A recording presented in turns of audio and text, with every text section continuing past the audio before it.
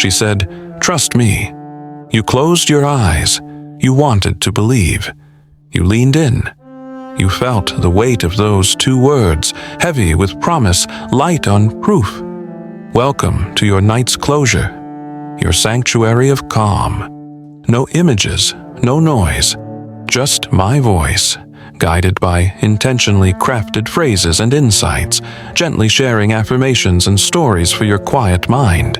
So, lie back, close your eyes, breathe deeply, and allow peace to unfold naturally as you rest. If this space speaks to you, like and subscribe now. Or if you're already deep in focus, let it wait. Come back when the moment feels right.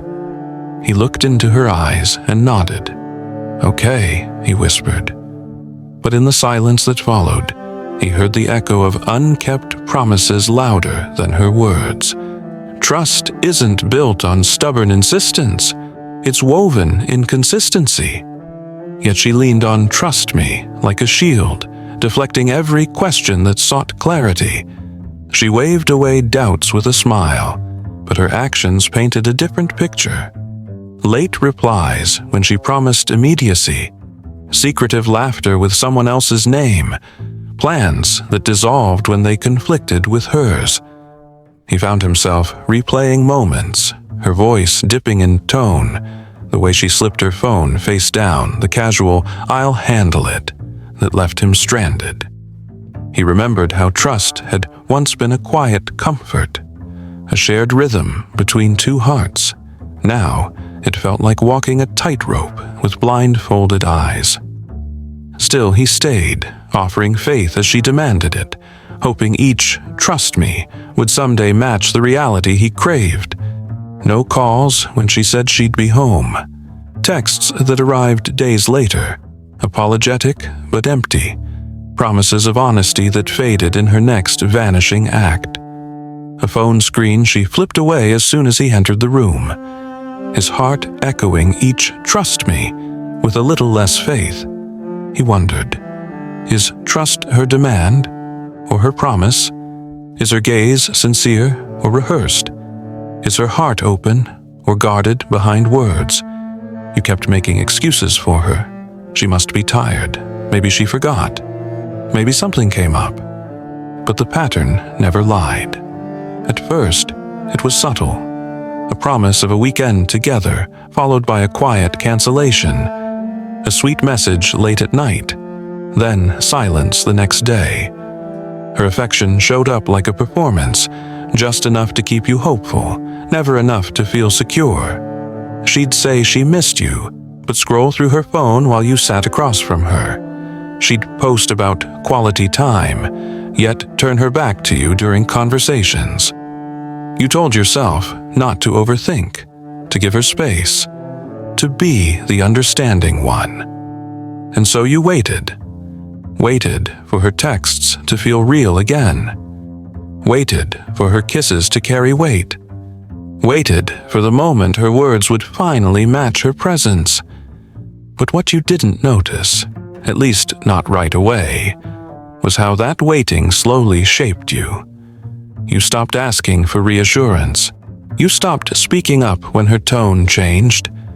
You learned how to shrink your needs, how to swallow your questions, how to make space for a love that kept vanishing whenever it felt too close. And in that silence, a slow unraveling began. She'd say she cared, but never show up when it counted. She'd disappear during difficult moments, only to return when things were easy again. Her presence was always conditional, offered when convenient, withheld when it required effort. You tried harder. You sent long texts. You planned thoughtful surprises. You softened your boundaries, hoping she'd step closer. But she didn't want closeness. She wanted control. And your willingness to stay through her distance gave her exactly that. Not because she was cruel, but because inconsistency often feels like power to the person who wields it. She didn't have to lie to you directly. She just had to leave out the parts that would have given you clarity. She didn't need to scream to hurt you. She only had to let the silence linger long enough for you to doubt yourself. And in that space, you began to abandon your own truth just to keep the connection alive. You may not have called it manipulation back then. It felt too soft, too confusing, too quiet to be cruel. But real manipulation rarely comes with sharp edges. It's in the confusion she leaves behind. It's in the promises half kept and the truths half told. It's in the way you blame yourself for feeling what any sane person would feel. You weren't overreacting. You weren't needy. You were responding to the loss of consistency, the one thing trust needs to grow. Every time she said, "Trust me," while acting in ways that made you question her, it wasn't just a contradiction, it was erosion. The slow wearing away of your ability to tell what was real and what was scripted. Her charm made you second-guess the unease in your chest. Her compliments covered the cracks. But inside, your intuition never stopped whispering. Something isn't right. Something doesn't match. Now you understand. Love isn't supposed to leave you anxious. It's not supposed to be a puzzle you solve alone. And trust is not a request. It's a reflection. Either it's mirrored back to you, or it isn't. She played on your hope. And hope is the softest target, because it keeps you waiting. It keeps you just one text away from believing again. But deep down, you know, real care doesn't leave you guessing. Real presence doesn't disappear. And love, when honest, never asks you to silence your instincts. Let this sink in. You didn't need to earn her attention. You didn't need to prove you were worthy. Her inability to show up was never about your value. You kept waiting for her to choose you clearly. But now, you see, you needed to choose yourself. Breathe here, not to forget her, but to remember yourself. It doesn't hit all at once. The realization creeps in, a slow recognition, not of who she was, but of who you became around her. You started with a full voice, but somewhere along the way, you began whispering your needs. Not because you were weak, but because being loud had stopped feeling safe. You adjusted your tone so she wouldn't misinterpret it. You filtered your jokes, softened your frustration, trained your face not to flinch when she pulled away. You didn't lie. You just stopped being entirely honest. With her, with yourself. Because honesty felt dangerous when the smallest truth could cost you connection. You told her you were fine, because it was easier than explaining the ache you didn't fully understand. You said you didn't mind when she canceled plans, but the empty Friday nights kept cutting deeper. You gave the benefit of the doubt so many times that your doubts stopped speaking. And in that silence, your identity slowly began to hollow. Her unpredictability became your atmosphere. Her moods dictated your safety. Her love wasn't earned, it was rationed. And you survived by becoming someone she wouldn't leave, even if that version of you wasn't whole. You didn't fake it, you adapted. Because men are taught to protect, not protest. To endure, not explain. To hold steady, even when unraveling inside. So you did what you thought was strength. You held it in. You waited for her to come back around. You hoped your patience would prove your worth.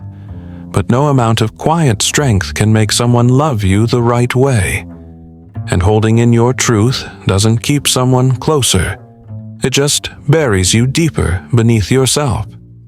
You may still hear echoes of her in your mind. Her laugh, her favorite song, the scent she left on your pillow. These things linger, not because you're weak, but because your body remembers what your mind tries to forget. You weren't just missing her. You were grieving the version of you that believed love had to hurt in order to be real. Look closely. How many times did you suppress discomfort because she was in a mood? How many times did you take the blame just to keep the peace? How many versions of yourself did you abandon to stay wanted? The pain wasn't only in what she did, it was in what you lost in the process. Your clarity, your trust in your gut, your belief that your needs mattered too. But now you can name it.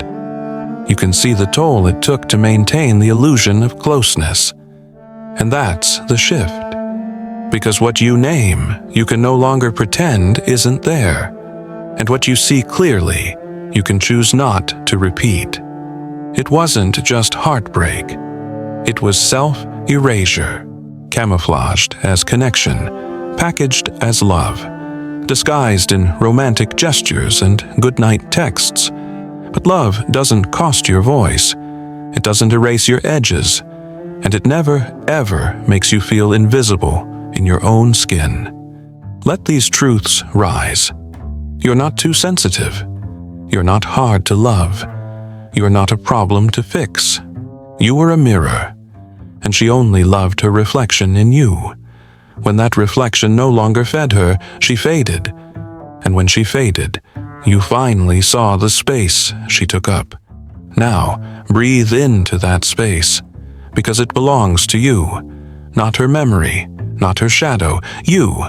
And in that space, your voice can return, your clarity, your strength, and the version of you that never needed to be anyone else just to be held.